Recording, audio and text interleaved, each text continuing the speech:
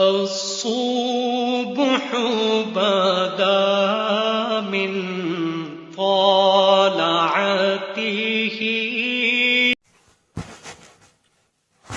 السلام علیکم ورحمۃ اللہ وبرکاتہ. نحمده ونصلي على رسوله الكريم اما بعد. قال الله تبارك وتعالى في القرآن المجيد والفرقان الحميد: فأعوذ بالله من الشيطان الرجيم. بسم الله الرحمن الرحيم. وما خلقت الجن والإنس إلا ليعبدون.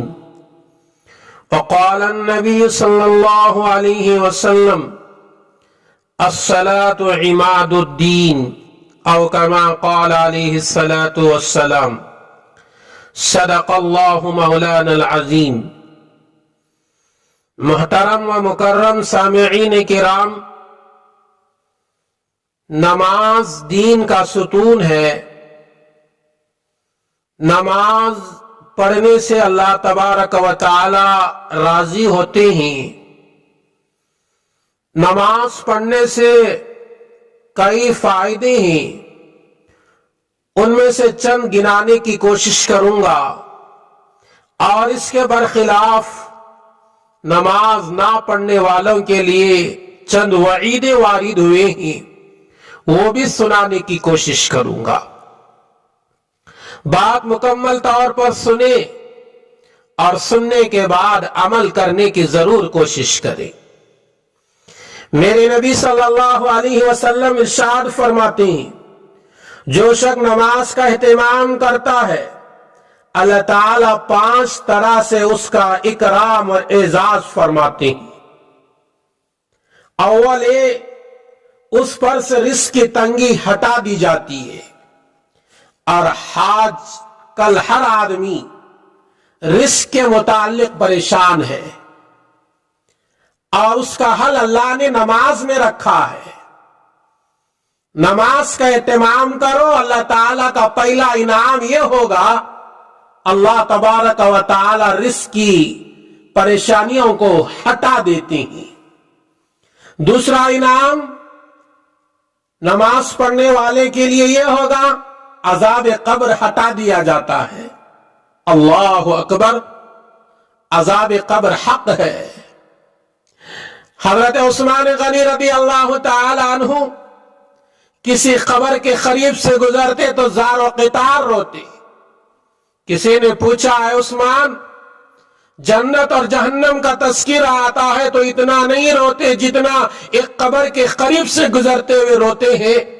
تو عثمان غنی رضی اللہ تعالی عنہ نے ارشاد فرمایا: لوگو، تمہیں کیا معلوم ہے کہ قبر آخرت کے منزلوں میں سب سے پہلی منزل ہے.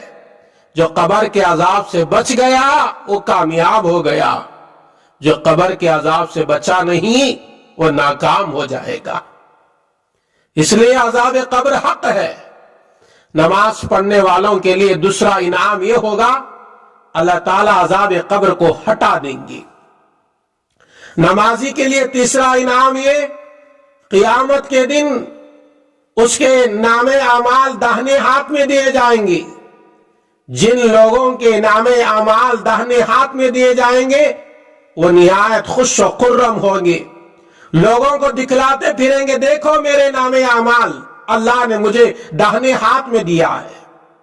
اور جس بندے یا بندی کو قیامت کے دن اللہ تعالیٰ نام اعمال داہنے ہاتھ میں دے دیں، یہ اس بات کی گارنٹی ہوگی کہ وہ آدمی جنت میں جانے والا ہے. چوتھا انعام یہ ہوگا، پل صراط پر بجلی کی طرح گزر جائیں گے. پل صراط کوئی لمبا چوڑا راستہ نہیں، بالکل باریک. ایک حدیث میں اللہ کے نبی صلی اللہ علیہ وسلم کا ارشاد کا مفہوم یہ ہے: بال سے زیادہ باریک، تلوار سے زیادہ تیز. ایسے راستے سے گزر کر آدمی آگے بڑھتا ہے تو جنت میں جاتا ہے. اگر وہ راستے سے گزرا نہیں، کٹ کر گر گیا تو جہنم میں گر جاتا ہے. تو نمازی آدمی کو پل صراط کا راستہ بجلی کی طرح پار کرنے کے اللہ توفیق دیتی ہیں۔ پانچواں انعام یہ ہوتا ہے اللہ تعالیٰ نمازی آدمی سے بہت آسان حساب لے لیتی اور اس کو کامیاب بنا کر جنت میں داخل کر دیتی ہیں۔ یہ ہے نماز پڑھنے والوں کو ملنے والے چند انعامات۔ آگے سنیے، جو نماز نہیں پڑھتا، اول ہے اس کی زندگی میں برکت نہیں رہتی، دوسرے صلح کا نور اس کے چہرے سے ہٹا دیا جاتا ہے، تیسرے اس کے نیک کاموں کا اجر ہٹا دیا جاتا ہے، چوتھے کہ اس کی دعائیں قبول نہیں ہوتی، پانچویں کہ نیک لوگوں کے دعاؤں میں اس کا کوئی حصہ نہیں رہتا۔ نیک لوگ بے نمازی کے لیے دعا کرے تو اس کے حق میں دعا قبول نہیں ہوتی۔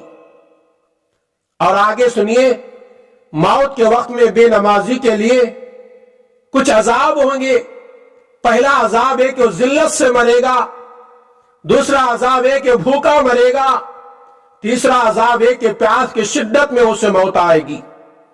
اگر سمندر بھی پی لے تو پیاس نہیں بجھتی، اتنی خطرناک پیاس لگی ہوگی۔ اور آگے سنیے، بے نمازی کے لیے قبر میں بھی عذاب ہے۔ پہلا عذاب یہ قبر میں، قبر اس پر اتنی تنگ کر دی جاتی ہے، ایک پھسلی دوسری پھسلی میں گھس جاتی ہے۔ دوسرا عذاب ہے بے نمازی کے قبر میں آگ جلا دی جاتی ہے۔ تیسرا عذاب ہے بے نمازی کے قبر میں ایک سانپ ایسی شکل کا مسلط ہوتا ہے جس کی آنکھیں آگ کی ہوتی ہے، ناخن لوہے کے اتنے لمبے، ایک دن پورا چل کر ان کے ختم تک پہنچ جائے۔ اس کی آواز کڑک کی، بجلی کی کڑک کی طرح ہوتی ہے۔ وہ کہتا ہے، مجھے میرے رب نے تجھ پر مسلط کیا ہے، تجھے صبح کی نماز چھوڑنے کی وجہ سے سورج کے نکلنے تک مارے جاؤ، ظہر کی نماز ضائع کرنے کی وجہ سے عصر تک مارے جاؤ، پھر عصر کی نماز چھوڑنے کی وجہ سے غروب تک مارا جاؤں، اور مغرب کی نماز کی وجہ سے عشاء تک مارا جاؤں، اور عشاء کی نماز کی وجہ سے صبح تک مارا جاؤں۔ جب وہ سانپ ایک دفعہ اس کو مارتا ہے، اس کی وجہ سے مردہ 70 ہاتھ زمین میں ڈھس جاتا ہے۔ اسی طرح قیامت تک اس کو عذاب ہوتا رہے گا۔ میرے دوستو، آپ نے کبھی غور کیا ان احادیث پر؟ بے نمازی کے لیے کتنے سخت سے سخت وعیدیں میرے نبی صلی اللہ علیہ وسلم نے ارشاد فرمایا۔ اس لیے نماز کا اہتمام کرو، پابندی سے نماز پڑھو، خود بھی پڑھو، اپنے اولاد کو تاکید کرتے ہوئے نماز کا اہتمام کراؤ۔ آئیے اللہ سے دعا کریں گے، اللہ تبارک و تعالی مجھے بھی اور میرے ان باتیں کو سننے والوں کو بھی اور سارے امت محمدیہ کو 5 وقت کی نماز خوش و خضوع کے ساتھ، اہتمام کے ساتھ پڑھنے کی توفیق عطا فرمائے۔ آمین۔ السلام علیکم ورحمۃ اللہ وبرکاتہ۔